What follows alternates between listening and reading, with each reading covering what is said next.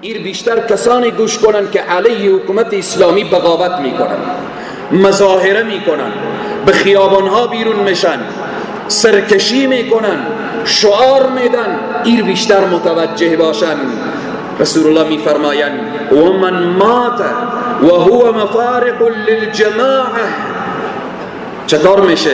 این شخص یموتو، وقتی که در او حالت بمیره، میتتن جاهلیه، در اون حالت اگر بمیره مرگش مرگ جاهلیت هست. اینایی که به خیابانها بیرون میشن، اینها وقتی که بیرون شدن، حکومت اسلامی شرعاً حق داره که اونا تهدید کنه، تأدیب کنه، ادب کنه. حکومت اسلامی حق داره. بعضی از انسانها چی میگه؟ مردم بیرون شدن حق خور میخوان، اینها بالین و فیر کردن.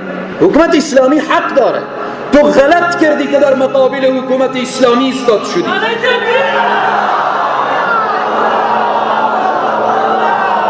حکومت اسلامی تا حکومت دموکراسی فرق میکنه.